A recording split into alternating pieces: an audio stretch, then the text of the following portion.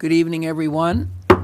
Clock on the wall says it's 6 o'clock, so it's time for our regularly scheduled City of Beavercreek Planning Commission meeting for the month of April. Since I've called it to order, we will now have a roll call. Mr. Ayers? Here. Mr. Height? Here. Mr. Loftus? Here. Mr. Meyer? Here. Mr. Self? Here, we're all here today. Excellent. Our agenda for this evening includes a reorganization. We approve the minutes. We have 3 public hearings and 2 subdivisions. Staff, anything new, different, withdrawals? We're all good to go? Okay, I'll ask for a motion to accept the agenda as it's written. Mr. Chair, I move to accept the agenda as written. Thank you. Mr. Chair, I'll second. And I have a second, and we'll do that by general consensus. Yes. Okay, once a year, the Planning Commission reorganizes and chooses a chair and a vice chair for the year. So that's the next on our agenda. So I'll ask for nomination for chair. I'd like to nominate Mr. Self for chair for the next 12 months. Okay, Mr. Chair, I second. thank you. And general consensus? Okay, thank you. I'll beat on this gavel for another year. Vice chair. Mr. Chair, I motion to approve Nick Loftus as the vice chair. Okay, Mr. Chair, I'll second. don't fight over it, guys. Okay, by general consensus, we'll congratulate each other and do another year. Okay, approval of minutes from the February meeting, since we had no March meeting. Any additions, corrections, complaints? Melissa did her usual excellent job, so I'll need a motion for approval. Mr. Chair, I'll motion to approve the February 2021 minutes. Thank you. Second. And a second, and we'll do that by general consensus. Thank you. Okay, now we can get into business. Our first public hearing tonight is PUD 06-6, Mission Point Buildings A and B. This is case number PUD 06-6, specific site plan number 4, on an application filed by Woodard Development, 205 East First Street, Dayton, Ohio, 45402. The applicant requests specific site plan approval to allow for the construction of a 3-story, 82,500 square foot office and research facility and a 2-story, 55,000 square foot office and research facility on 10.99 acres. The property is located on the east side of Mission Point Boulevard, approximately 200 feet south of Colonel Glenn Highway, further described as Book 1, Page 3, part of Parcel 2 on the Greene County Property Tax Atlas. Thank you. Just for our audience, both here and watching on TV, our public hearings, first of all, we have a presentation by the applicant. Then we have a staff report. At that point, we will open the public hearing to public input. We ask you to limit yourself to 3 minutes if you would. Then once everybody has been heard and we have taken any written input that has been received, we'll close the public hearing. The planning commissioners will discuss, and then we'll vote on it. So I presume we have someone here representing the developer, the applicant. Step right up. Please, otherwise it muffles. Good evening, I'm Jason Woodard with Principal Woodard Development, and we really don't have a presentation that we reviewed the staff report and what they plan to present, and we did not have anything to add, so rather than just 2 presentations, we gladly just pleasure to do that in front of you, and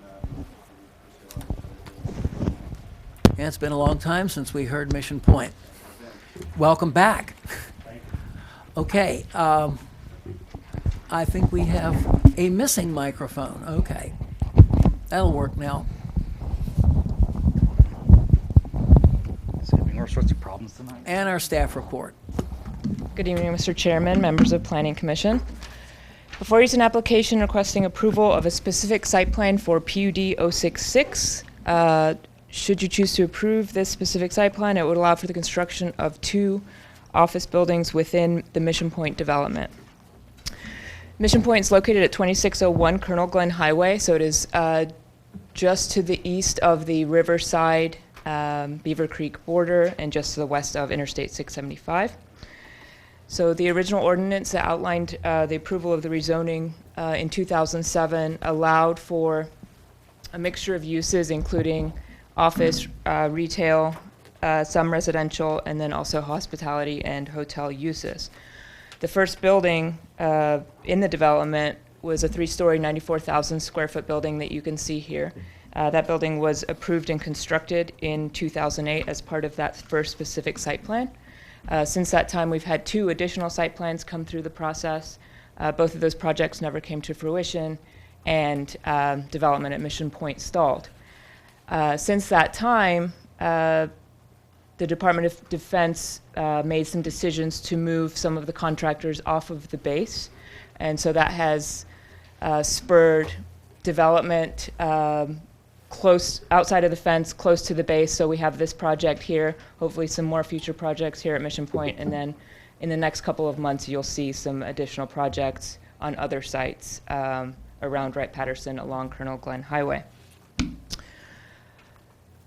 So with this proposal, there are two buildings. This is the 3-story building. It's 82,500 square feet. It's approximately 47 feet tall and 59 feet tall at the entrance feature. The 2-story building is a 55,000 square foot building, and it's 32.7 feet tall, 40 feet tall at the entrance feature. Both of the buildings are going to consist of the same materials, which is primarily varying shades of gray brick, and then also some EFS accents. The third story of Building 3 will consist almost primarily of EFS as well. As you can see on the elevation number 3 on this building, which is I believe the north elevation, and then also elevation number 3 on the 2-story building, there are some overhead doors that are being shown. Those overhead doors are just being proposed. It's obviously going to depend on the tenants and which tenants are going to need the overhead doors for their lab use. So if those overhead doors are not installed, then that elevation will look identical to the opposite elevation, and the same goes for the 3-story building as well. So the buildings are architecturally similar to that building 1 that was constructed in 2008. Obviously, the colors and the materials are a little bit different, but staff feels that they will blend well together, but still keep their own identities as well. So each building is going to have a singular access point off of the proposed private drive. You have the access point to this building here, and then the access point directly across from that down to this building.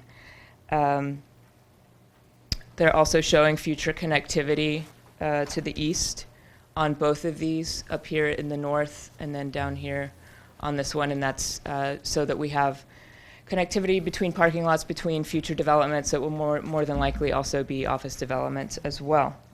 They're also proposing a 5-foot sidewalk along the north side of that future private drive that will connect to the existing sidewalk that goes out along Mission Point up to the property line to the north. As far as parking goes, they're providing 388 parking spaces, including 13 handicap accessible parking spaces. The zoning code calls for 1 parking space for every 300 square feet of floor area. This would put that requirement at 390. They are just 2 parking spaces short. We discussed it with the applicant. We don't have an issue with them being 2 parking spaces short at this time. They are proposing in the future to add 29 parking spaces to the south if they feel that they're necessary. We have added a condition that if we feel it's necessary before that time, that those parking spaces will be installed with appropriate landscaping. They are proposing 2 stormwater detention ponds along Mission Point Boulevard. There's the one on the north side of the access, and then the other one at the south side of the private drive. Those will be wet ponds. We have added a condition of approval that would require that those ponds have aeration devices in them as well. And then the landscaping that they're showing, we're pleased with that landscaping. If you've been out to the Mission Point development, the site is very well landscaped, and this continues that theme. So we don't have any issues with the landscaping. As I stated previously, they don't show any landscaping at this point, at this time, because that isn't proposed to be constructed at this time. That's the 29 additional parking spaces. But if they do build those parking spaces, then the landscaping will obviously continue and have to meet our current landscaping requirements as far as, ensuring screening as well. And then the lighting plan currently does meet our lighting requirements. They are going to be maxed out at 25 feet in height in order to match the adjacent development as well. So we did add a condition of approval that the height and the style be similar. Obviously, they may not be exactly the same, as that development is now 13 years old. So they're probably going to have more updated lighting, but the height and the style will be close, probably not discernible between the two. And then as far as the signage goes, they are not proposing any ground signs at this time. There is the large ground sign that's at the center, in the center median along Mission Point Boulevard and Colonel Glenn. They are proposing wall signs. They obviously, because they don't have specific tenants named yet, we don't have specific signage. So what we did is we just worked out parameters with them as to what sizes they thought would work, and we came up with size that is consistent with what was approved on the first building. So that was a total of 300 square feet of signage on the long sides, and then 150 square feet on the short sides, and no sign can be bigger than 75 square feet. So that gives them a little bit of flexibility. If they have quite a few tenants, obviously most tenants want to have signage, so that allows a little bit more opportunity to add additional signs for additional tenants. So staff is recommending approval of this request with the conditions outlined in the resolution, and if you have any questions, I can answer those following the public hearing. Thank you very much. Usual, completely comprehensive report. Probably answered most of our questions. This is a public hearing, so if there is someone here who wishes to speak in favor of, speak against, or simply ask questions about this particular application, please don't be shy, step forward.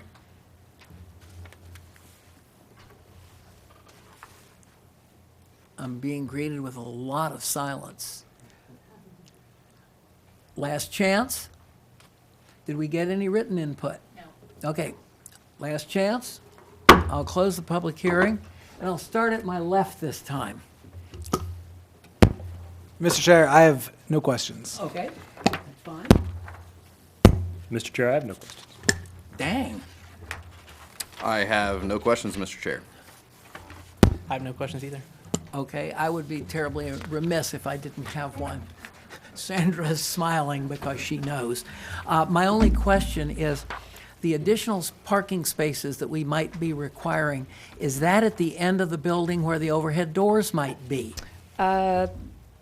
So that is. That would be the west side, Let me take a look here and see. facing away from the driveway.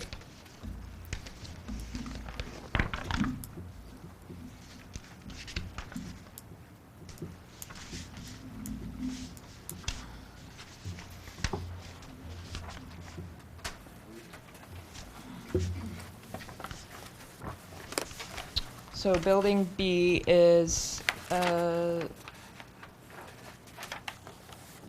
that would be the short side. So yes.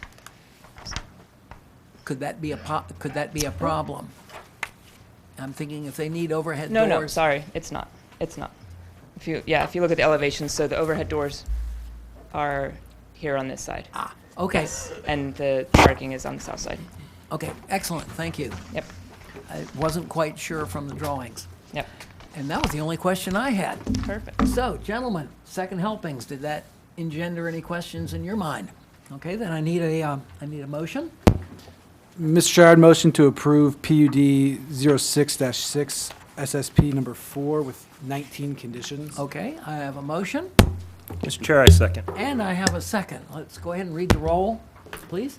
Mr. Height, Yes. Mr. Loftus, Yes. Mr. Meyer, Yes. Mr. Ayers, Yes. Mr. Self. Yes, motion carries 5-0, and we're looking forward to seeing more Mission Point development. It's been hanging fire for a long time, so we're pleased that you're coming back in again. Okay, moving right along.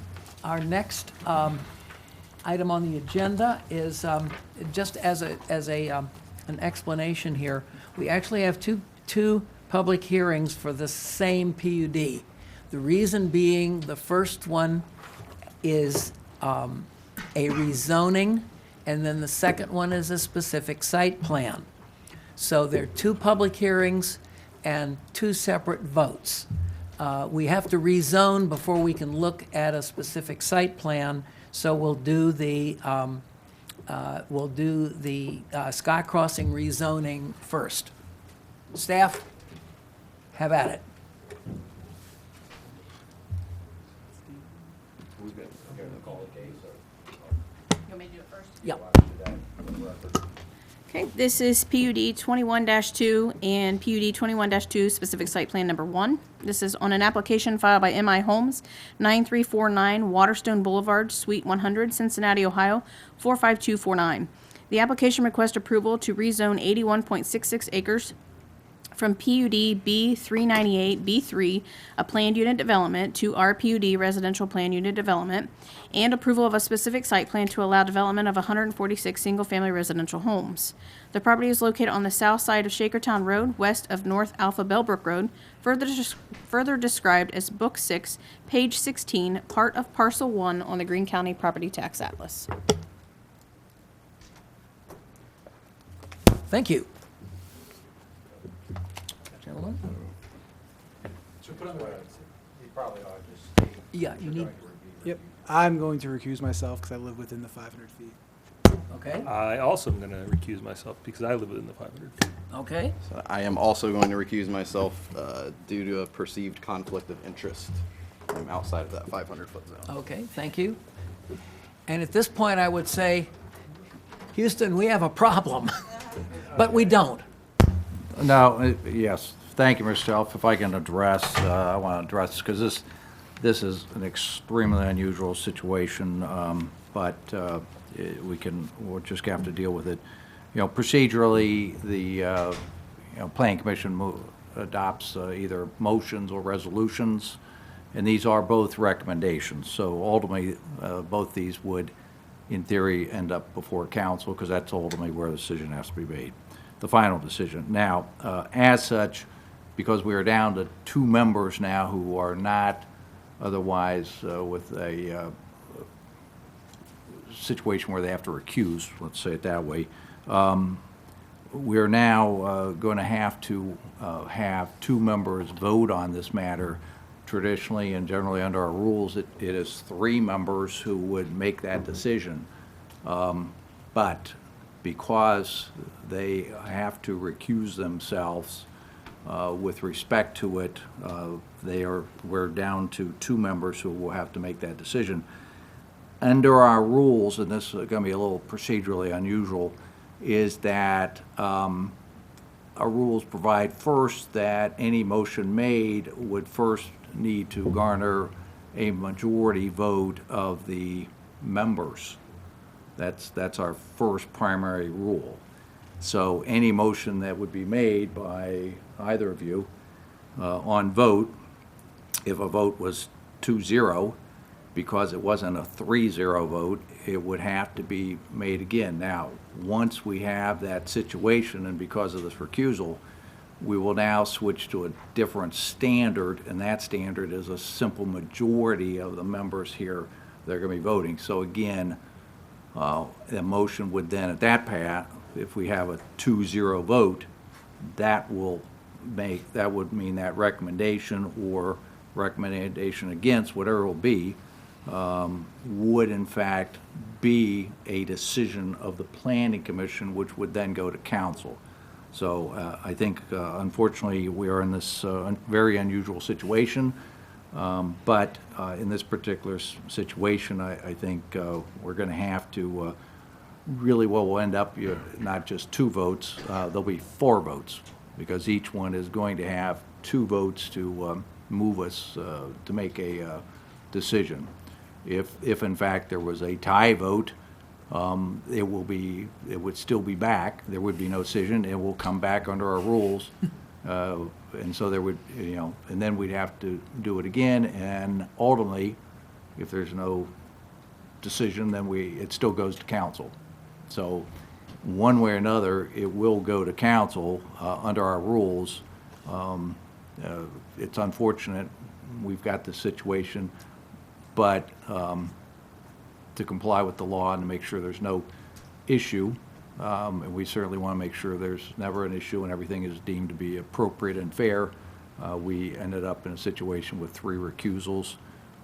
Unfortunate, but that is the situation, but we'll just have to work around it tonight. So hope that explains. Thanks for the explanation. And to tell you just how unusual it is, I've been on Planning Commission 35 years, and this is the first time it's happened. So without further ado, let's go ahead and have the staff report. I'm sorry. This got me all confused. Sorry about that. Applicant presentation first.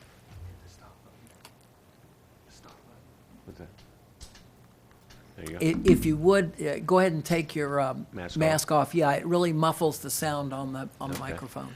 Brad Austin, 9349 Waterstone Boulevard, Cincinnati, Ohio. I'm with MI Homes, and quite frankly, excited to be back with a new project in City of Beavercreek. Our first project was right down Shakertown Road. It's called Cedarbrook. And we've really enjoyed our success there, enjoyed working with the city. Market's really adopted that project, and so really this is an exciting opportunity to do another project in Beavercreek. You'll know just quickly that house right there is our model. It's the Ainsley model at Cedarbrook, so that's a good look at it if nobody's been by there. We are calling this project Sky Crossing, and there's a look at the Cedarbrook farm color rendering, and just to refamiliarize everybody with it. And then kind of refamiliarize everybody with MI Homes. Just briefly, we were founded in 1976 by the Schottenstein family out of Columbus. We are a publicly traded builder on the New York Stock Exchange. Corporate-wide, we have about 15 markets, major metropolitan markets, and did about 77 homes there last year. Locally in the Cincinnati division, we've been around since I think 1986, and we built 473 homes last year. We have been in the business about 45 years, and the founder's slogan was, "Don't forget to treat our customers right." And that philosophy really rings true throughout the company. That track record, what that allows us to do is really stand behind our product. We're proud of our product and the quality, and we stick with it even after you purchase the home. Unheard of in the industry, one of the warranties we offer is a 15-year transferable structural warranty. That's transferable. So if you buy a home from us, you sell it, your buyer receives the benefit of another 10 years of that structural warranty. So again, focus on quality, focus on our customers, and really stand behind our product. We have 21 active communities. We'd like to have that be 22 with your approval of Sky Crossing, and of course Cedarbrook right next door is existing. There's a look at the colored site plan. You'll see a few things. The lots to the left there's probably some folks here that are going to be mostly impacted. Our lots will be backing up their lots, and we'll talk about lot size and so forth. But you'll see we are preserving an existing tree line 25 feet on our side. The trees on their lots are mostly cleared to their property line, but we understand the impact, so we're doing everything we can by grading our lots as efficiently as we can, but also preserve this tree line. You'll see at the bottom of the page, we're trying to do the same thing along there as well, and of course, preserving as many trees as we can in that bottom left-hand corner. We do have a substantial monument up in the right-hand corner, the Sky Crossing Monument as you come in. That will be off of North Bellbrook. That will be the first entrance we come in. And then as we build out the project, that next monument you see will be a secondary entrance monument off of Shakertown Road. This is another look at the technical plan. It is 81.6 acres. So that's 146 lots in total. 133 of those are the 60 foot by 135, similar to Cedarbrook. But then you'll notice there's 13 of them that are 100 by 185, and those are those lots, I believe, right around lot 113 up to 125 on that kind of left-hand property line there.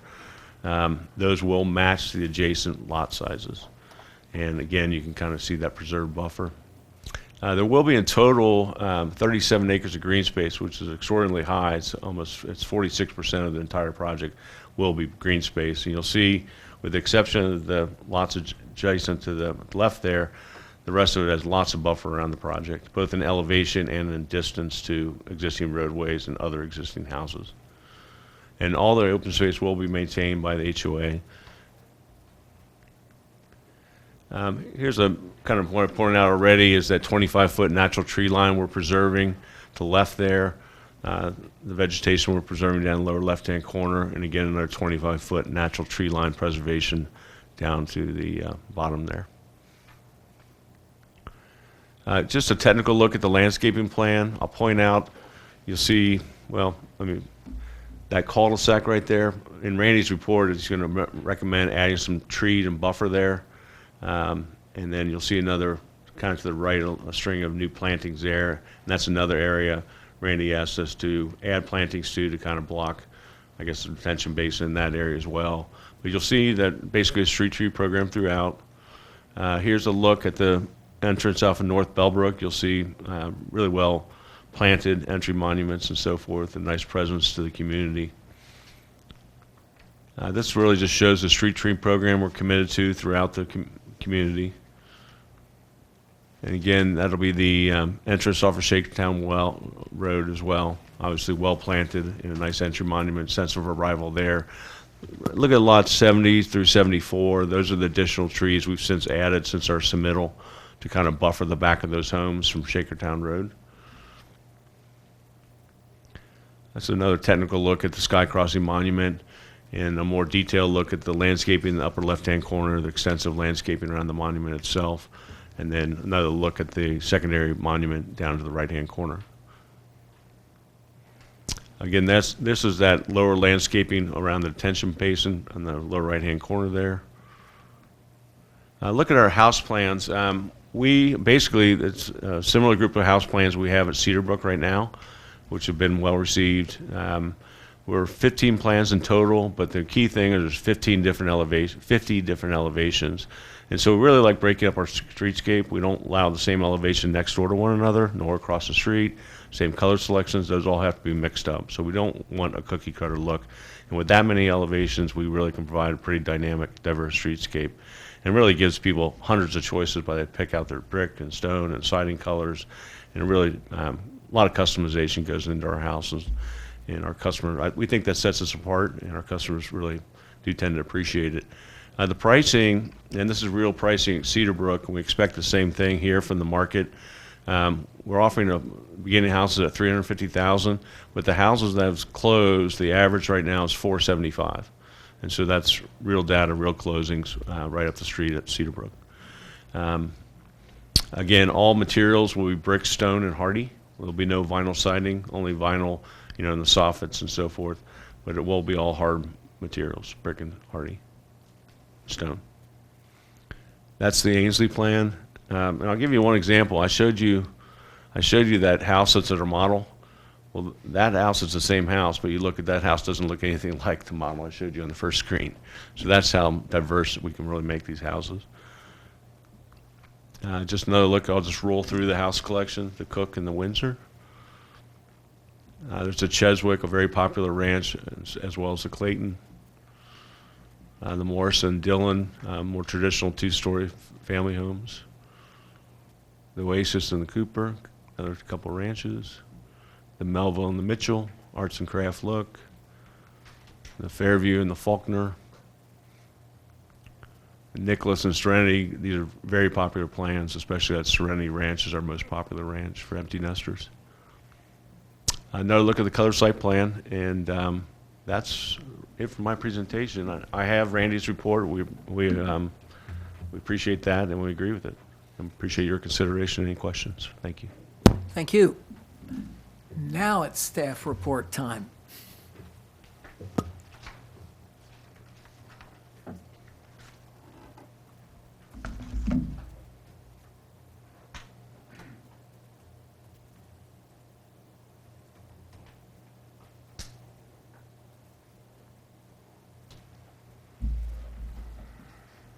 Good evening, Mr. Chairman, Mr. Meyer.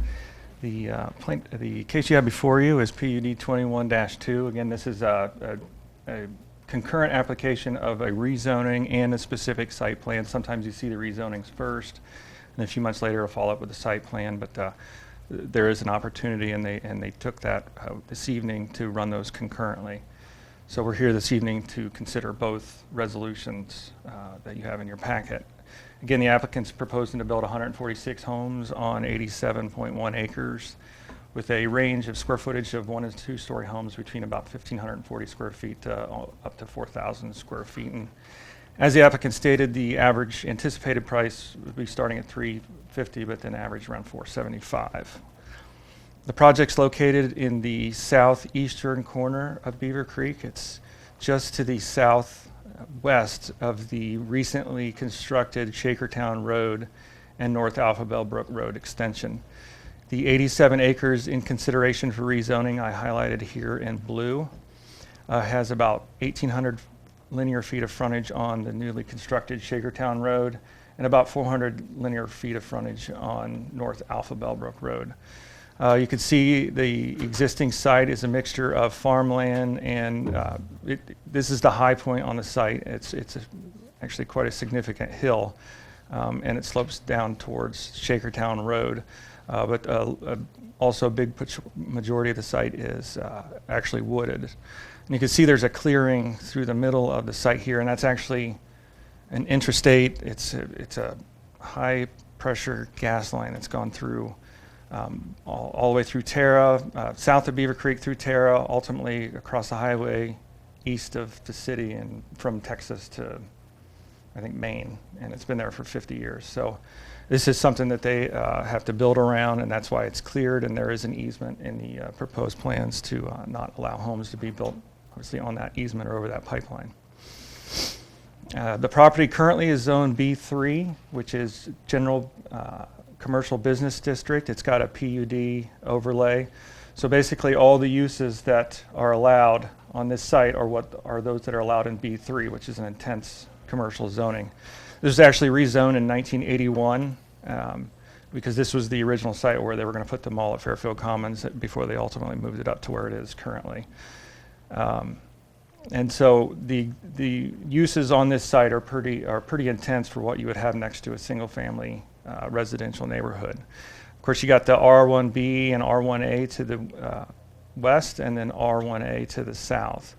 And then ultimately to the east is a continuation of that B3 PUD zoning. And then there's some really intense B4 zoning along the old Shakertown Road frontage.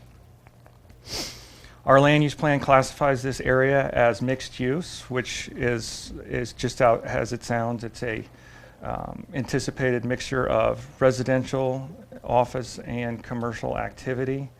It's within vacant plan area 92, which states that as this property should develop, there should be low density residential would be the standard if a single family residential would be built on this property. And the way that's defined is up to 3 dwelling units an acre. What they're proposing this evening equates out to about 1.8 dwelling units an acre. So they're well below how we define low density residential. So again, with the mixed use, with having low density residential buffering or abutting current low density residential, their request is compatible with the land use plan. Now again, this property is zone B3, and there are over 100 uses in the zoning code that is allowed in a B3, and this is just a partial list of what could go there with the current zoning as it is now. Would just come forward to you guys as a site plan, but that would include bars, nightclubs, gas stations, heavy automobile repair shops. An auto dealer could come in and buy the entire property and turn it into a big car dealership. Hotels, motels, anything or uses that are currently permitted with this zoning. So all they would need to do is meet a 50-foot separation between the commercial activity and the residential activity with 50 feet of woods, and they could put that shopping center or that car dealership there. What they're proposing to do is rezone it so that only R1A single-family residential uses will be allowed on the 81 acres, and that includes single-family dwellings. And then our conditional uses that are in every R1A in the city which includes recreation centers if someone wants to put a place of religious assembly, bed and breakfast, or assisted living facilities. Those are currently allowed in every single family residential neighborhood in the city. Seen here, as the applicant pointed out earlier, this is the proposed site plan, one with an access point directly off of Shakertown Road and a second access point, and the primary access point would be off of North Alpha Bellbrook Road. The right-of-way along this principal residential road is a 60-foot right-of-way, and then on the secondary, along with the cul-de-sacs, is a 50-foot right-of-way. They show sidewalks on both sides of the street and 5-foot tree lawns, but the 5-foot landscape areas, because the trees are actually supposed to be behind those rather than in between the sidewalk and the street due to maintenance concerns. When they go to plow, they end up clipping trees, and it just doesn't look right. So they're proposing to add the trees behind the sidewalk rather than between the sidewalk and the street. Proposed building setbacks include a 30-foot front yard, a 35-foot rear yard for every lot except the ones that abut the residential neighborhood to the west, and those will be 40-foot rear yard setback, and then 5-foot side yard setbacks for each lot except the ones that abut the existing residential neighborhood, and those will be required to be at least 10 feet on each side. No house can be closer than 15 feet to each other with the proposed setbacks. This is just another overlay of the proposal with the existing aerial. You can see the ponds will be to the northeast of the residential development, and they show tree lawn, a protected area along the western property line and along the southern property line, and then down in the southwest corner. The area I've highlighted in yellow is where we're going to require them to, prior to them grading the site, there's a condition that says they have to go in and put construction fencing, which is the temporary orange fencing you would see on construction site, to delineate where they can and cannot grade. And then once they're done, they got the lots built, they're graded as required, and they'll remove that construction lot. And then once these become individual properties by private property owners, then those trees are their trees to maintain as they see fit. I mean, we're not creating a no-cut zone, because those become unenforceable in the long run. They're proposing to do this project in 3 phases over about 4 to 6 years. It really depends on how the market, the speed by which the houses sell, but their intent is to do phase 1 down in the southeast corner, and then build phase 2 and connect Shakertown Road. And then ultimately phase 3 would be this westernmost section of the development. But again, they're anticipating a 4 to 6 year time frame, but really if they sell the houses faster, then it'll be a quicker turnaround time. Get to the next slide, I think. These next slides, the applicant already went through all the architectural elevations, so I'm gonna go through them slowly. The computer only goes so fast here. One more. They did include a landscape plan. This is the original landscape plan that's included in your packet, and we did add conditions that landscaping be added between the homes that abut Shakertown Road and Shakertown Road. This helped break up the back of the homes along the right-of-way. The plan that they showed you a few minutes ago did include that landscaping, but it's still covered in the condition because the plans that are up here this evening is the one that we stamped as the recommended approval plans, just with the conditions in the resolution. Again, they're proposing 2 ground signs, the main one being down at North Alpha Bellbrook Road, and the secondary signage out on Shakertown Road. Wanted to go through a few of the selected conditions in the resolution for the specific site plan. One is that exterior construction hours, including grading and framing and roofing and the like, are limited from Monday to Saturday between 7 and 7, so that we don't have somebody building out at 10 o'clock at night or at 5 o'clock in the morning or on Sundays. Also, we're requiring them to put aeration devices in the pond. If you've seen ponds without them, they get a nice sheen of moss and bugs and mosquitoes. So the aeration device keeps that water turning and helps keep the water cleaner. Again, there's a requirement for that grading limit fence to be installed. And the materials on the house need to be on all four sides, a brick, hardy plank, and stone. There's also a requirement that the residential lots that abut the existing Terra development to the west, that there's a minimum house size of 2,600 square feet on those lots.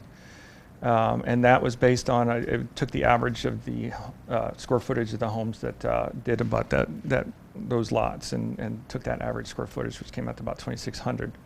And also the applicant stated they don't do it, but we also added a condition just in case another builder bought a lot or something, which there's no plans for that, but we got a plan for everything. And that the same elevation, materials, and colors can't be adjacent to each other. There are 9 conditions in the proposed resolution for the rezoning, and there are 28 conditions in the resolution for the specific site plan. Staff does recommend approval of this applicant's request. I think that this downgrading in the zoning, it goes from a fairly significantly intense use down to a much less intense use. If you look at the traffic counts, what could happen if this developed at the commercial, I had our engineer estimate the number of traffics. If it developed at the B3 uses, you'd be looking at about 16,000 cars a day additional traffic on Shakertown, whereas the 146 home development, it comes out to about 1,400 cars a day. So it's less than 10 times the amount of traffic on Shakertown Road. And the uses, I think that many of those B3 uses are really not compatible immediately adjacent to single-family residential neighborhoods. So this does shore up those uses, does lower the anticipated traffic counts that could be on Shakertown Road. But again, staff does recommend approval of the applicant's request, and I'm here to answer any questions following the public hearing. Thank you. Thank you. Yet another very comprehensive report. Quick question for you before you sit down, and that is, your staff report covered both of our public hearings, the one for There's 2 staff reports and 2, but my presentation covered both. Correct, that's what I mean. Okay, yeah, you have I'm 2 sorry. written reports. So I'm not going to give the same presentation Right, again. I'll spare you that. covered both the rezoning part and the specific site plan. That is correct. Okay, fine, that's what I needed to know. And that is by means of reminding the audience that the first public hearing that I'm getting ready to open, if you have comments or questions about the rezoning, not about the specific site plan, but the rezoning, that will be heard for the first public hearing. Then the remains of the Planning Commission will discuss and vote on that. Then I will open a second public hearing for the specific site plan. So, without further ado, if anyone has questions, comments, or whatever about the rezoning portion of this particular application, please step forward, state your case, ask your question, and we'll proceed.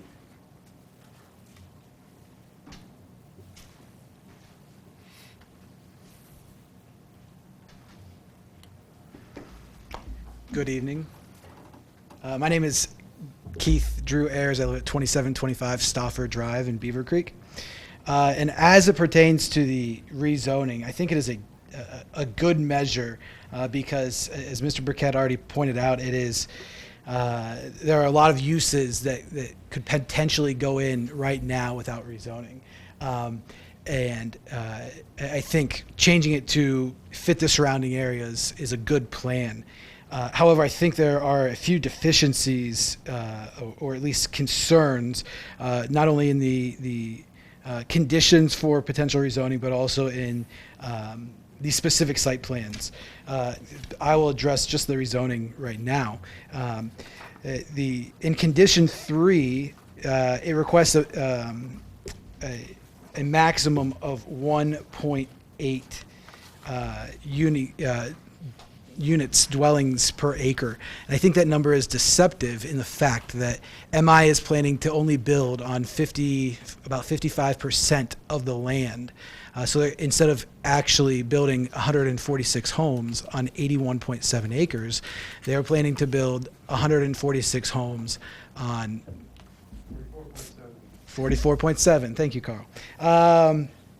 So that puts us near, well, it puts us above the unit dwellings per acre for a single or a low density rezoning. It puts us near 4 units instead, and the limit is 3. So that how you interpret the unit dwellings per acre is I guess up to interpretation, but no less deceptive.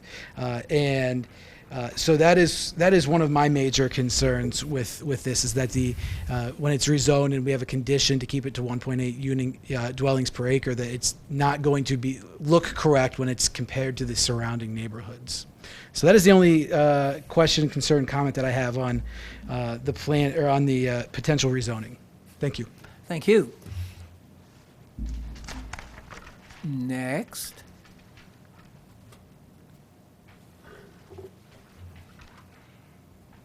Last chance. This is on the rezoning now. Did we get any written input on the rezoning, or is it kind of mixed? It's a mix of Okay, both. well, we'll hold off based on the number of people here versus the number who spoke about the rezoning. We're going to kind of presume that most of the comments are going to be with the specific site plan. So, last chance. I'll close the public hearing, and this time I'll start to my right. Yeah, just one question for staff. So just kind of going off of what Alex was talking about. So in previous developments, have we differentiated like the density of dwelling units on the buildable area versus like the open space? Do you look at that in previous developments? Yeah, how we calculate density, how we've done it in previous developments, is the overall land and the number of units. So you don't want to penalize somebody for creating open spaces, or you don't want to penalize somebody for sidewalks or roadways or street trees or street lawns. So we calculate density as the overall size of the development and the number of units in that development. Because you don't want to disincentivize in open space. Yep. That was the only question I had. Don't run off, Randy. Sir. Going down that rabbit hole just a little bit further, typically when we see a residential development like this, what is the percentage of open space versus, and I'm talking open space, not just a footprint, but open space not built upon versus platted out lots? This is higher than what you would typically see. Now, again, but this is only the second subdivision since I've been here, and I got here in 2006. Right. So typically is, relative. This has more open space as a percentage than Cedarbrook does.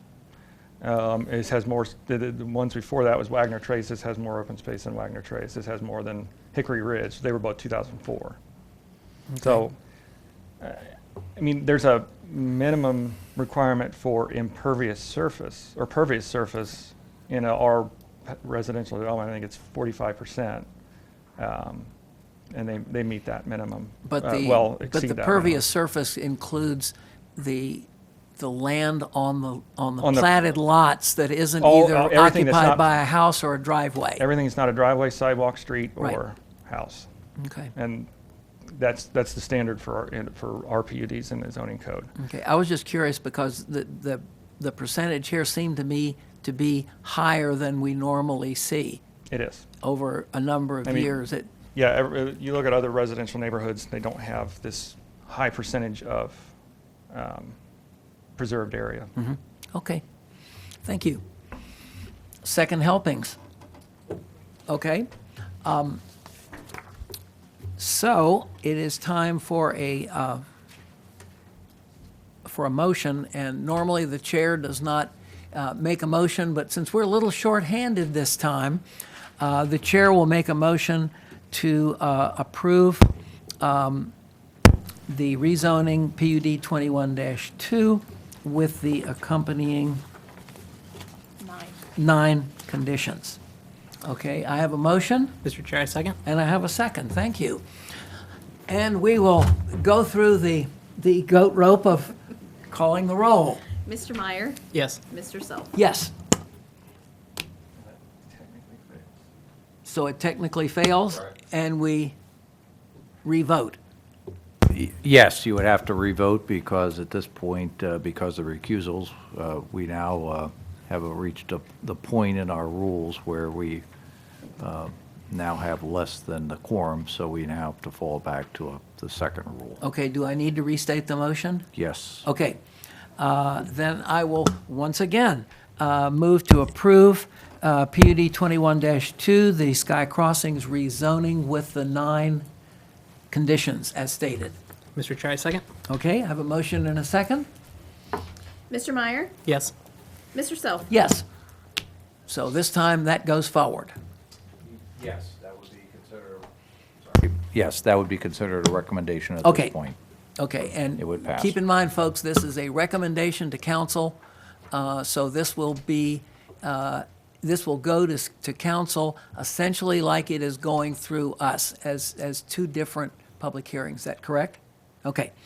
Now, I will open the new public hearing, and this is for PUD 21-2, specific site plan number 1. And since we have already heard the presentation from the applicant, unless he has additional things to state, which I don't believe he does. He's shaking his head no. Okay, and staff has already made their report, so I will go ahead and open the public hearing. If you would, please limit yourself to 3 minutes. If you feel particularly long-winded, someone can cede their 3 minutes to you, but let's try to move this along if we can. Thank you. Don't be shy, step right on up. And if you would, don't wear your mask when you're speaking into the microphone. It really muffles your voice. Yeah, you'll need to state your name and address, please. Okay, Dwayne Carr, 604 Brookmead Court, Beavercreek. We live adjacent, our property would back up to lot 114. Okay. And as you see, he pointed out the hill that's high there. Is there any consideration for water flow that comes off of that? Because currently we get a fair amount of water when it's heavy rain. So I'd just like to hear if there's any consideration for that. Thank you. We'll address that when it comes time for us to ask questions. But that's a very good point. Thank you. Next. Charlie Regano, 548 Calumet Place. So I back up to the property. A couple questions and comments. The tree line along the west side, that side, which is, I think you said 25 feet. It doesn't seem to be that much to me. It goes on the individual property's property. So the homeowner can do what he wants once the homeowner buys the property and can take down those trees. What about cutting the lots off at in this case, the right side of the lot, leaving the tree line on the homeowners association part and make the homeowners association responsible for those trees, which will keep the homeowners, will make it less likely they will take them down. One comment. Second, the open space will be finished how? Right now it's farmland, mostly cornfields. And how will that be finished, or is there a requirement to finish it a certain way? Third, you said we could ask questions, but I don't know if we ask questions and get answers, or we just ask questions for later. Ask questions, and then when all the public input is in, we're both busily taking notes. Okay, and good. we will ask those and get answers either from staff or from the developer or from both. Okay. Is there an intent by the builder to build any more there, or is this the full intent the builder is going to use the land for?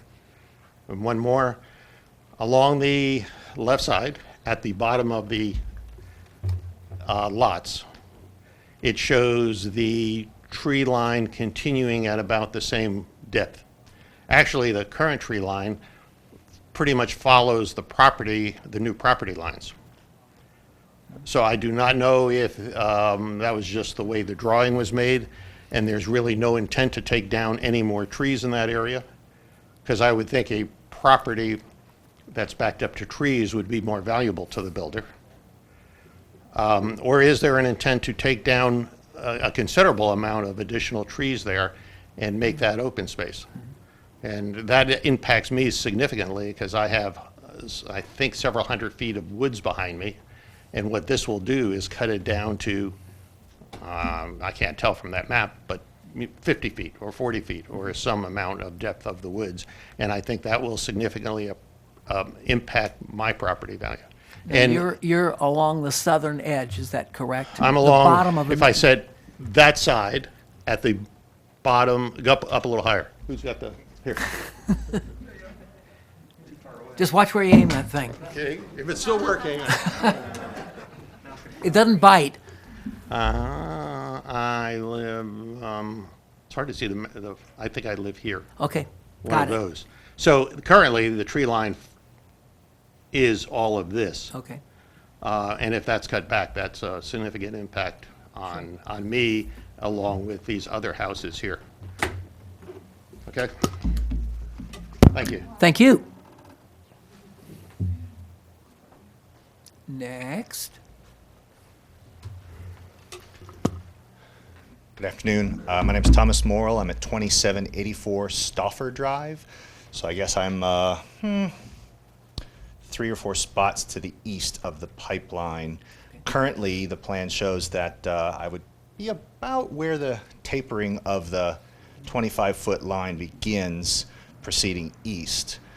My concerns also are with water flow. We purchased the home last year. We installed a fence. Hand digging those posts, water actively flowed into those post holes within minutes. My house has a history of 12 to 18 inches of settling over the past however long, and I would be very concerned that with most of those trees removed, that the ability to mitigate or absorb that water probably will not be effective enough to be able to eliminate some of the difficulties that some of those new homeowners will probably see. I also have a concern with just overall environmental. I like that a random deer will come into my yard with the less forestry to that southwest corner there. Obviously that impacts that, wildlife in general, those kinds of things. It may also restrict how deeply into the woods the coyotes do come. They do proceed sometimes into the neighborhood. Less of a buffer for me also means less of a buffer for those new residents. I am also concerned that if you see the trees as they are faded in between the overlay there's a lot of places where trees don't, to my estimation, have to actually be removed, particularly along the Shakertown portion where the proposed added landscaping was going to go. Landscaping sounds wonderful, but it can't take the place of old growth forest or trees that probably are older than any of us in the room. It's better than nothing, but it seems to me that aside from the southwest corner where I realize grading has to happen, pretty difficult to grade over trees or roots with those things still there. So I guess I understand some of that removal. I don't understand the purpose of the grading that far away from the proposed lots. Lastly, my proposal would be, or my concern would be that with the commercial zoning, there's a 50-foot requirement for tree lines. So if we had a car dealership anywhere there, there would be 50 feet of forestry. However, for residents, we have 25 feet. And for me, that doesn't seem like that is not just equitable, but it makes no sense. Car dealer, they may have a dumpster in the back, or they may have extra cars or whatever. But we're talking about, families, their view, their quality of life, and as you mentioned, if I decide to remove that 25 feet of tree line because it's on my property, really we can't say anything about that. I don't know how realistic having an HOA take over that maintenance is, but I also don't know what the requirement could be for an easement of some sort that says this is still part of the city's property, or something along those lines that says, hey, we're not going to remove these trees. I think anyone who lives along the western line or the south line, as we do, those trees are a big reason why, after 30 years in the military, my wife and I each serving, that we retired here to Beavercreek. And so those are my concerns. Thank you very much. Point of clarification before Yes, you sir. leave. Your property is along the southern edge of I the... am, yes, sir. And you are slightly uphill from the proposed development, is that Sir, correct? I'm very uphill from there. Okay, so that's a fairly steep, It my is. memory serves me, that's fairly steep. Yes, sir. Downslope. Yes, sir, it Okay, is. good. I just wanted to clarify that, so I'll ask an intelligent question. Thank you. Thank you. Next.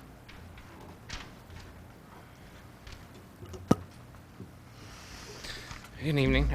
John Petty, 2804 Stafford Drive. I'm actually just about 2 houses up from the previous speaker.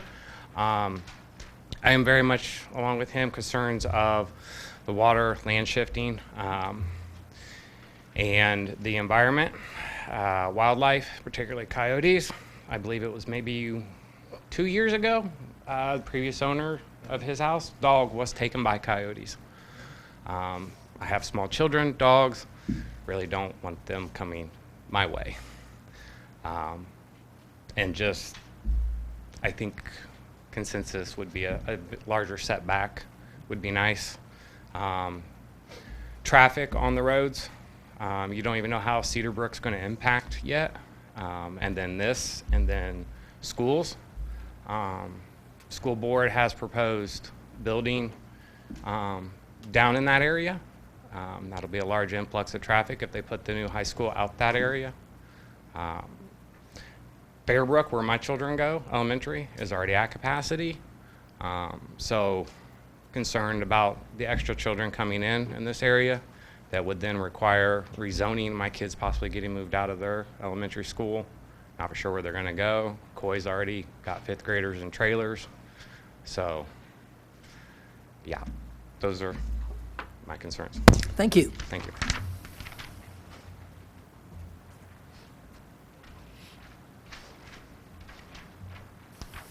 Good evening. Nathan Baker, 596 Brookmead Court there in Beavercreek. I live just next door to the first homeowner that spoke, and I believe it backs up to what it would be lot 114, 115, that ballpark there.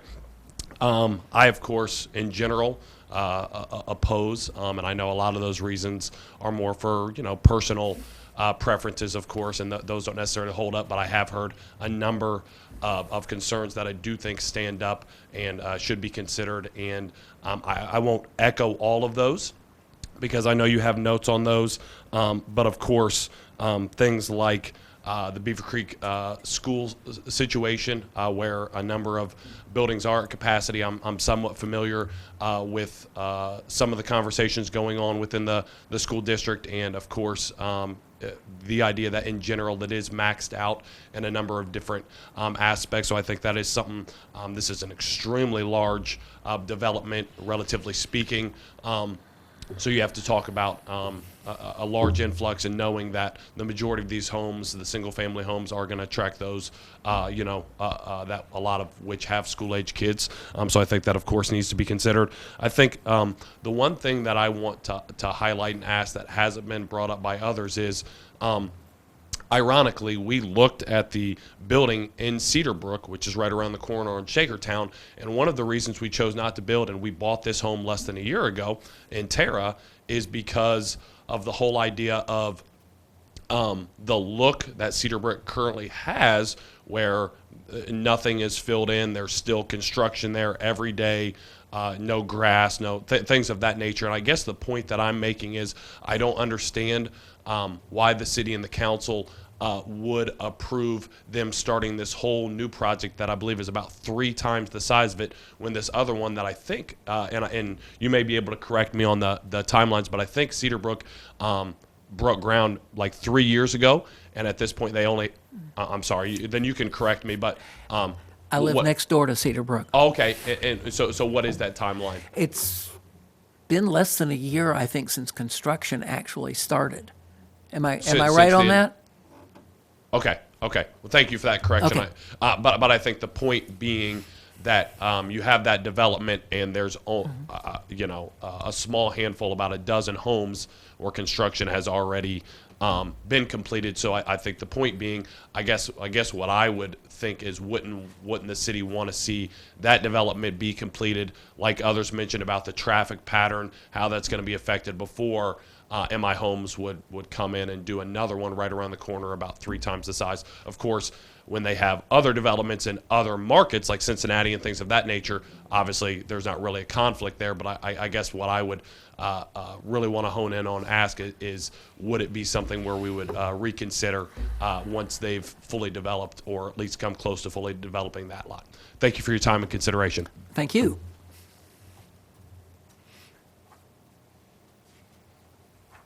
Are we running out of speakers? No. Good evening again. Drew Ayers, 2725 Stafford Drive. Mr. Chair, I wanted to follow up on a follow-up question that you had asked staff, is talking about the extra land, and to clarify, to my knowledge, it's not, I think it would be impossible to build on any of the other acreage because of the grading restraints. So that was part of my consideration when I ran the numbers to look at the lot sizes and the dwelling units per acre.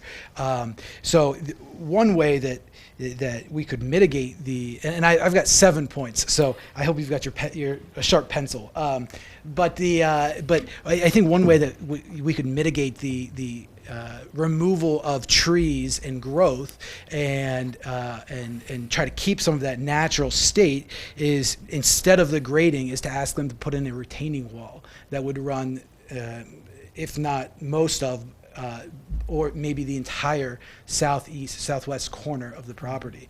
I think it may be a big project, but it would, it takes a long time for trees to grow in, and you can't buy nature. But you could buy a retaining wall. So that's my first point. My second point is my second question is, there are no lighting plans for the neighborhood, and I know, at least in my neighborhood in Terrace Estates, there are no lights. There are no street lights. And so that I wanted to see what the lighting plan was going to be for the proposed development. Again, one of the allures of living in Terra Falls or Terra Estates is you can't see it from the highway. You don't know it's there unless you know it's there. And with this project, you're obviously going to know it's there. You can't do anything about it. We can't stop people from using the land the way it's intended to be used. But I would ask that if the builder could at least keep the commensurate lot sizes. I think the minimum lot size is 0.14 acres. The average lot size is a quarter acre. And I would like to see a minimum lot size of at least a quarter acre. I think the minimum lot size in Terra Estates is at least a half an acre. I know I've got almost a full acre in there. So I would like to see that lot size increased. Point 4 is in the plans where the monument sign is going to go off of North Alpha Bellbrook, as well as Lot 1 and Lot 2. Those are existing wetlands. I'd like to see at least preservation of existing wetlands where we can. I know they're preserving existing wetlands to the north of that entrance, and I would like to see that in Lot 1 and Lot 2, as well as where the monument sign would be. My 5th point is, if they are going to go through building, I would like, I don't want to see the giant inflatable man saying "buy a home here," or the fabric flags that say, that for advertising, whether they're temporary or permanent. My 6th point is, I want to make sure that at least the roads are going to be cleared of dirt. So if we could require a bond, it might be in the condition already, require a bond for street cleaning.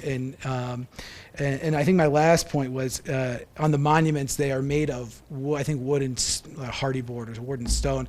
And I just wanted to make sure that it's not something that's going to require continual maintenance. So whether we can ask them to make the wood portions out of cedar or something natural that is rot resistant, or whether they use a composite board to keep it rot resistant with low maintenance. Those are the 7 points that that were most salient in my mind. So thank you. Thank you.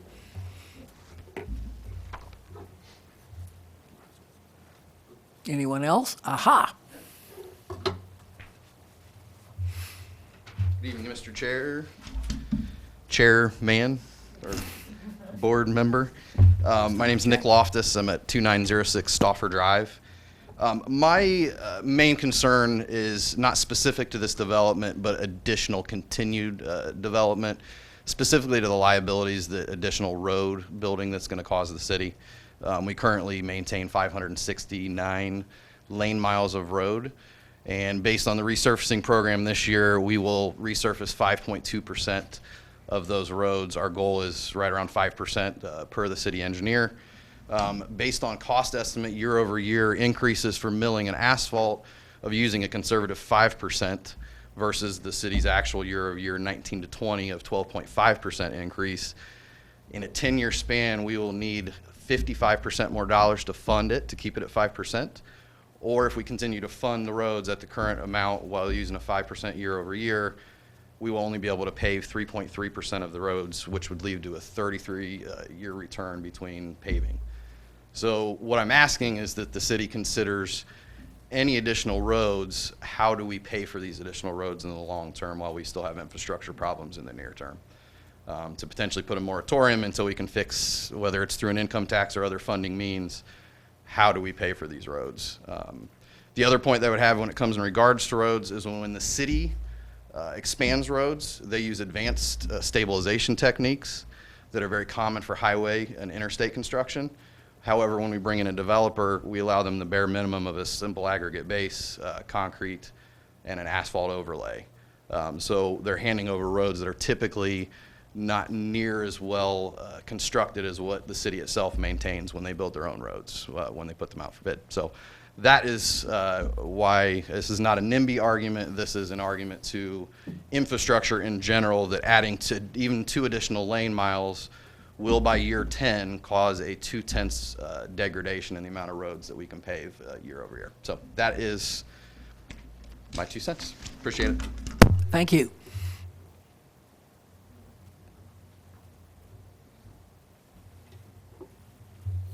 Seeing a lot of silence out there. Oh, I knew I'd get somebody.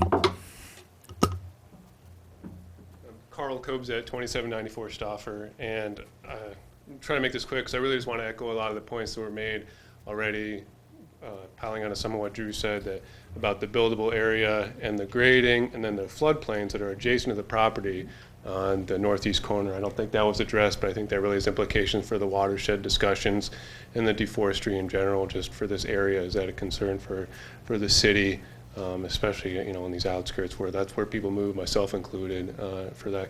And a 25-foot tree line is nothing. When you're talking about these old growth trees, there's no young growth in there to block your view or to block anything, block the wind. It's all these large growth trees, and 25 feet of those is just a handful of trunks, so it's not really doing anything. So just a consideration there. And I want to echo the considerations for the traffic, the new 35 interchange. We have no idea how that's going to work out at 35 and Factory. So adding a lot more homes there will put a strain on that interesting interchange approach. And then I want to echo the concerns about the schools. And that's all I had. Okay, thank you.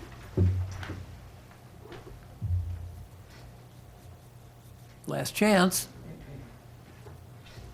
Okay, I will close the public hearing and ask if we had any written input, and I bet we did. We did have written input. We actually received 8 letters regarding the cases, expressing their concerns and requesting that the case not be approved. The letters were from Alexandria Riggs, Amber Groshans, Jeremy and Anissa Bell, Kevin Cozart, MF Tedesco, Aaron Snyder, Judy Paddock, and Sabrina Jackson. And the commissioners did receive copies of all 8 letters. Thank you. Okay, with the public hearing closed, no, go right ahead. I'll bat clean up.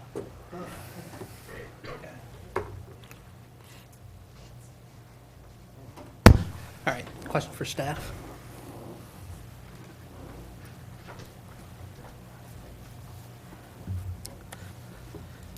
So could you address the flooding concerns? And then also a question about that is also the retention ponds.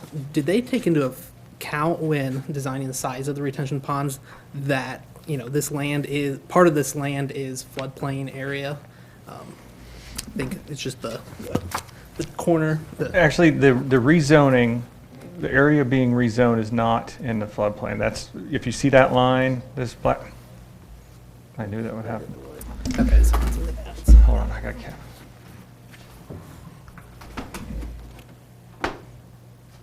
Give it a second. These slides are too big. It takes too long to get. There we go.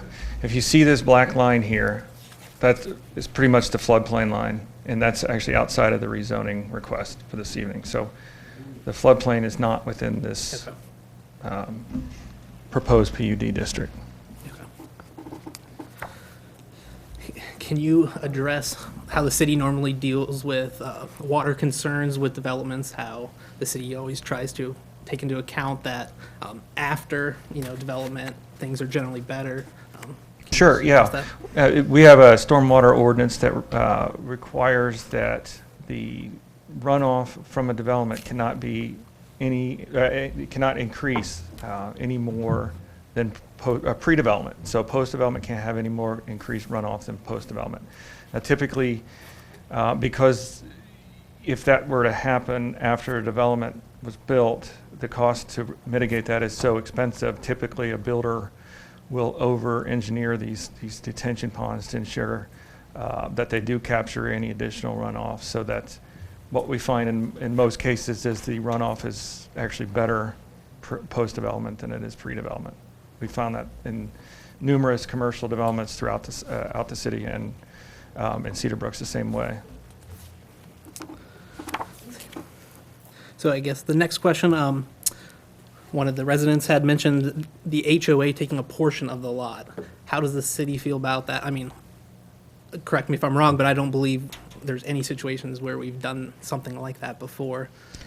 Sunset Bluff back in 2003 has some areas, and the south side, actually the south corner of this one will have that, where the HOA will maintain those trees. We want to make sure that the lots that abut the existing residential meet those requirements and get that size requirements. Now, as the citizen stated, sure, whoever buys that lot will have the opportunity to cut down those trees if they see fit, but they're also, logic would say that they want the screening as well. They want to be screened from their neighbor. So I mean, it wouldn't really benefit them to cut down trees, because they would also provide them screening as well.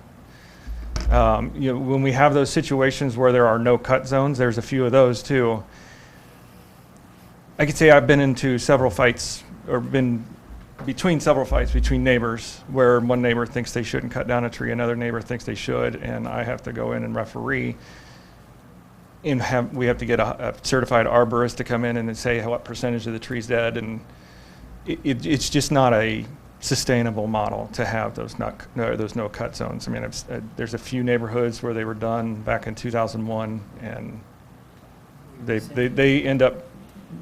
they are headaches for everyone on both sides of the tree line, from what I've seen. We rescinded it, the one on Longmeadow. The one on Longmeadow that was rescinded because of the problems that was being caused. Because the owner says, "This is my tree, why can't I cut it down?" Because it was dead, and it was still in a no-cut zone, so technically they couldn't even cut down a dead tree. And the city just doesn't have the resources to enforce that either. To go out and look at every tree, right. So then I think another point I just wanted to make is, originally the setback on the lots on the west portion were 20 feet setbacks, correct? And Correct. You increased that to 25 now? Right, and technically, there is no buffer requirements between two single-family residential neighborhoods. So when Terra Section 22 was built, they didn't have to put a 22-foot buffer between Terra Section 21, because we do not require buffers between residential neighborhoods. This 25-foot no-cut zone is kind of it's above and beyond what we would require between two traditional single-family residential neighborhoods. So another question. I had a question about the size of the monument. Is that the big one? I think is 11 feet tall. They're both 11. They're It's both comparable 11? to what's at That is Cedar Brook. comparable? Okay, that's That's what I was going to ask, if that was comfortable.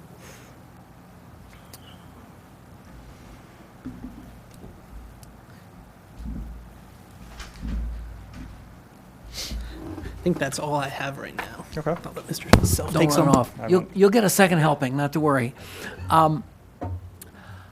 If my memory serves me, the water flow on this property runs basically from the southwest corner, the lower left-hand corner of the drawing up there, towards the northeast. Is that correct? That is correct. So the existing properties are actually above the grade of the proposed development? Much higher, yeah. Okay, that's what I thought, even along the west side. I've Correct. been looking at that vacant land for a long time, and that's my memory. It's not a steep drop off when you're talking about the left side, but there is a drop. I mean, it Right, is. right. There is it does go lower. It does Right. decrease in So, elevation. as I think you pointed out a few minutes ago, whenever the property is developed, the developer cannot exacerbate an existing drainage situation, and in most cases, they actually improve it. Yeah, they'll capture I've water. seen that over and over again, where an existing plat that had a water problem actually got it solved by the property next to it developing. Streetlights. I knew there was something we missed, and I'm glad one of y'all brought that up. There's a requirement that each lot have the photoelectric cell, Okay. like a small street lamp like you'd see in every residential neighborhood, but there's no. Are we requiring a regular street light at the intersections with Alpha Bellbrook and, There's a catch-all condition in the proposed requirements that the city engineer, all conditions of the city engineer be met, and Okay. We've discussed. I know typically we Want to have them out require at the that. main roads. Yeah, we require that typically at a major intersection like that, which brings up my second question, and that is, are we requiring, or is there already a left turn lane at Shakertown and North Fairfield, westbound Shakertown at North Fairfield, and then at Shakertown and Alpha Bellbrook to accommodate any additional traffic? Wait, I believe there's a project to increase Shakertown North Fairfield next year, is it? Yeah, in 22. 22. Okay, so you're gonna widen that intersection? We who live in the area are very pleased if you are.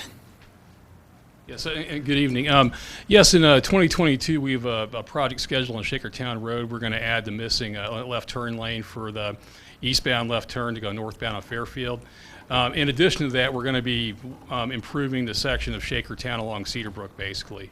Okay. From North Fairfield back to Carthage. We're going to replace the double barrel culverts, all that good stuff. Okay. That's our city engineer, incidentally. He's modest, he didn't introduce himself. Thank you. Let's see. Randy, again, I'm sorry. And you may be able to answer this, and if not, I'll wait till I hit the developer with questions. The lot sizes on this development, are they pretty much similar or not identical, but the average lot size is about the same as Cedarbrook Farm? Slightly smaller. Okay. But this has a lot more open space. Right, and it also does not abut existing R1A, and Cedarbrook Farm does on at least two sides. It needed to have at least 20,000 square foot lots where it abutted the Right, R1A. and since this abuts R1B, they only have to have 16,000 square feet. Correct. Okay. Is it, and our legal mind may want to chime in on this, is it legal for a city, or according to our zoning code, is it legal for us to deny a development because of the possible effect on our school system or on our roads? Well, first, with the schools, no, we cannot. And certainly with roads, only to the extent if there was need to be a turn lane, a deacceleration lane, things of this nature would be would be appropriate. Overall condition of roads, though, are, rarely could you say that they are absolutely related to one development. They are the accumulation of multiple developments and multiple cars using a particular road. So that really is something that, one of the reasons that we have the property taxes, we Right. need to deal with roads. Okay. I just wanted to make that point, since someone asked the question. I presume all of the lots on the cul-de-sacs and on the curves have the prescribed minimum frontage? Correct. What's like 35 feet? No, it's a minimum 60-foot wide lots. Including the frontage on a cul-de-sac? These pie-shaped lots? The way you measure that is at the rear yard, or the front yard setback, not Okay. right at the road. Got it. You Okay. don't measure those right at, it's an arc, so you have to measure it a little bit further Okay. back.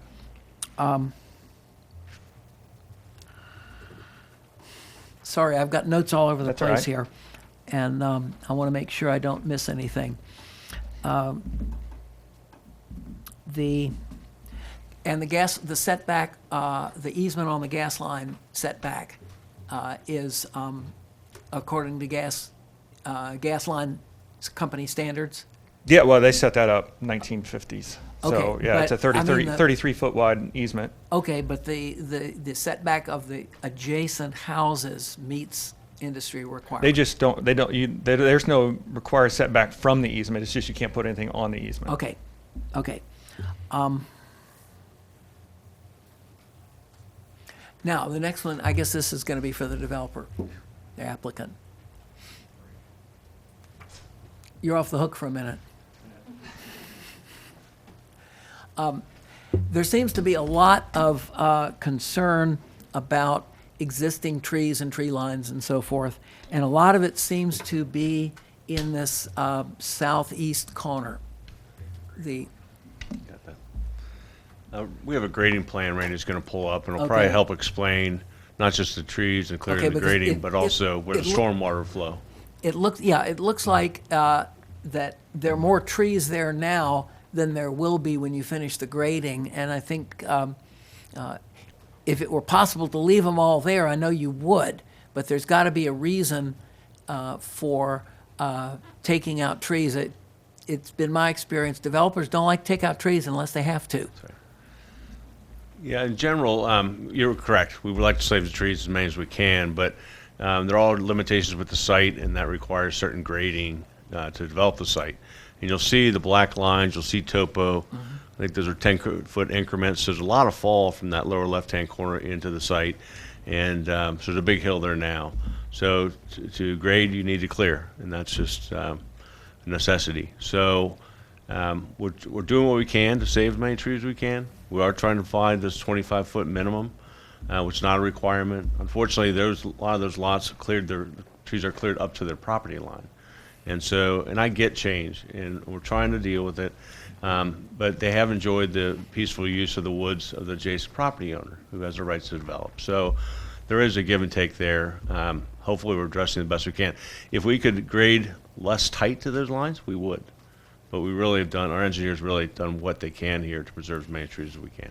Okay, now, once the grading is done, and that's, folks, those narrow lines on the green spot, on the area between the green and the corner and where the lots are, those are topographic lines. They're 10 feet apart. Are there 10-foot elevation changes? Yes. Is that what you're saying? Those And numbers would be. You see how close together they are. That's pretty steep. Now, one of the concerns that folks have is once that's all graded, that's going to be naked. What are y'all going to do to keep it from washing out while the development is underway? Right, so it's a requirement that it's vegetated, both during construction, after post-construction, and of course, long-term. And that is regulated through the EPA and the local stormwater district. I'm assuming you guys have that. And through the engineer's office, quite frankly. So if we don't comply with what's called a National Pollutant Discharge Elimination System, NPDES permit, which will go through, I believe, it's the manager's office. And so we're in trouble. We have to control erosion. That's a requirement of ours, so, Okay. yep. And to get the water from that area over to the detention ponds, are you all putting in some kind of catch basins along the green space to route the water so it doesn't go through all those properties' yards? That's right. So generally, well, all this TOPA really is falling from our property lines down towards those detention basins. Will be picked up in a stormwater system. That stormwater system will discharge into the retention basins, which will be wet, have nice fountains in them, and then slowly released to their natural channels. So I'm not quite sure what the water problems we're having now, but generally our water falls away. Well, it's a high water table area. If you were in on the development at Cedarbrook Farms, there were all sorts of springs in there because they're piped through our plat now to get them to the little creek in Merrick Park. But it's getting the water from the green space in the southwest triangle past the properties into the detention ponds. I'm sure you've got a plan so that doesn't just run through people's yards. That's correct. And that will be part of the technical construction review. And again, your own city engineer will review that for compliance. And I'm not meaning to put you on the spot, but No. I think people are interested in that, and I know it has to be done. So I just wanted to make sure folks were at ease with the fact that that will be taken care of, even though it isn't their lot that it would be running through, because it's running down from where they are. right. So that is a formal construction plan review process through the city engineer's office. It's really not a zoning matter so much, but I'm happy to address it the best I can. Okay. And I think that's all I've got for you, but I got one more for Randy. I found a note in a corner here that I overlooked. It's not quite a triangle, but it's the parcel between Alpha Bellbrook Road and the eastern edge of the property. No, up, that's part of the floodplain. Can that, I realize that what you're pointing to is a wetland, but above that entire, This hash, I see that pattern there, right, but to the left of pond. no, This? right here, that area is shown as floodplain. Can that ever be built on?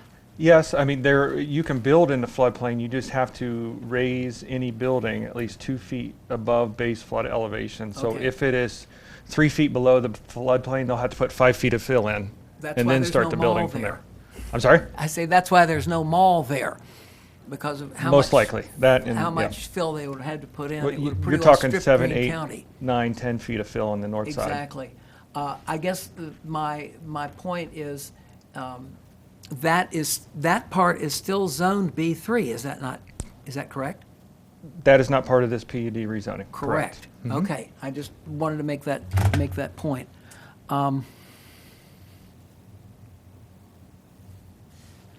Okay, I think I caught everything. I hope. Do you have any second? I figured you would.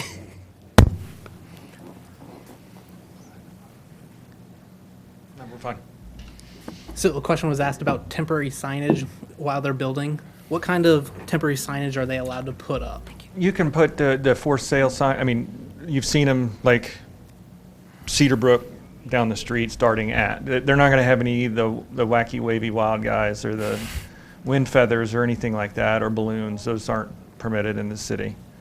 But you'll be able to see, you know, sky crossings that way with, starting at $355,000 or whatever.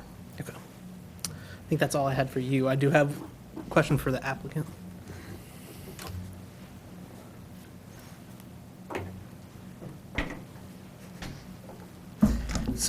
So on the lots on the west side, how far back are you going to set those homes?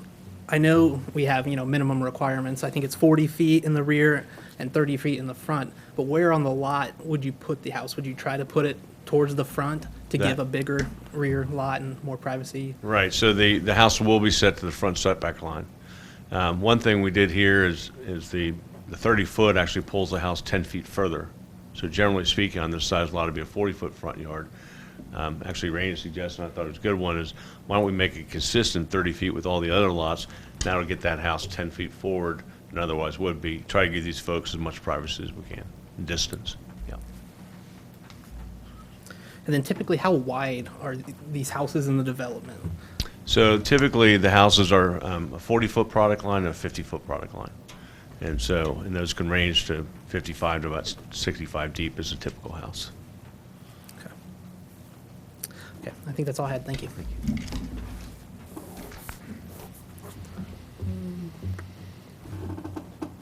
I'm good, Mr. Chair. You're good. Yep. Okay. So we are at the point of needing a motion. Do you want to make the motion, or you want me to? Go right ahead. Mr. Chair, I move to approve PUD 21-2, Sky Crossings SSP number 1 with the attached 28 conditions. Right.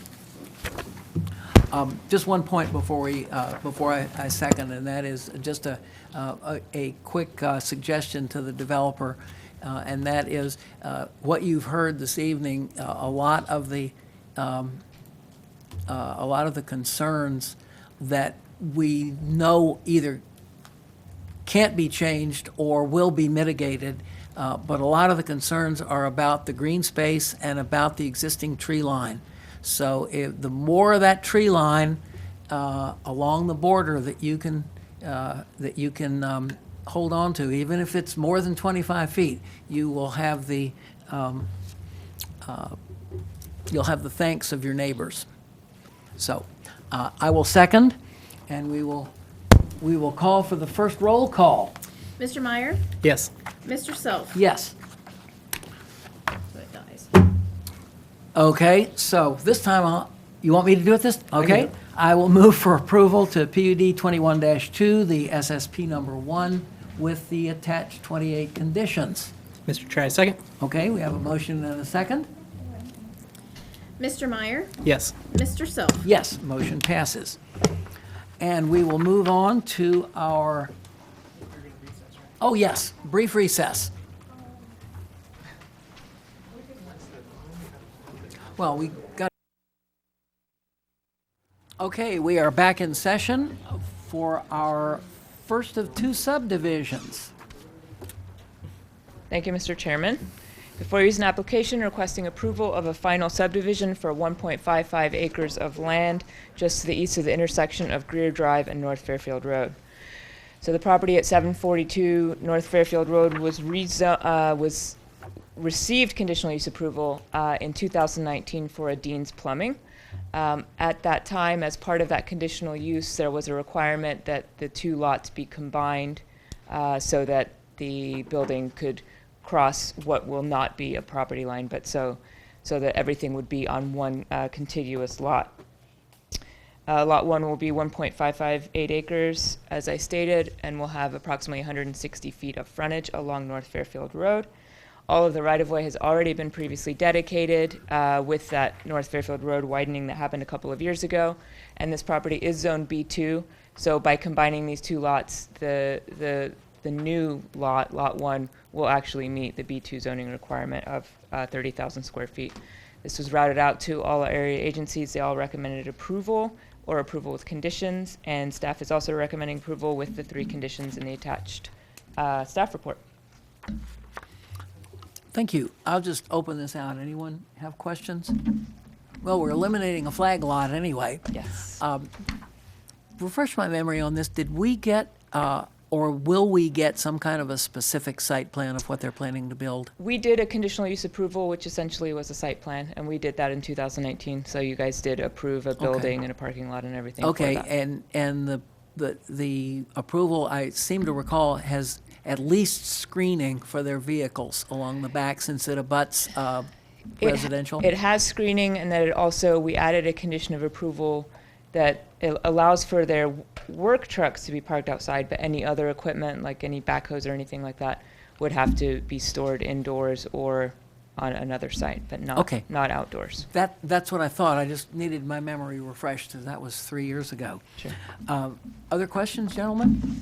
Okay, I want a motion, please. Mr. Chair, I move to approve case number S21-21 with the attached 3 conditions. Mr. Chair, I second. Okay, I have a motion and a second. If you be so good as to read the roll. Yes, thank you. Mr. Loftus? Yes. Mr. Meyer? Yes. Mr. Ayers? Yes. Mr. Height? Yes. Mr. Self? Yes, motion carries 5-0. And we're down to the very last item, S21-2.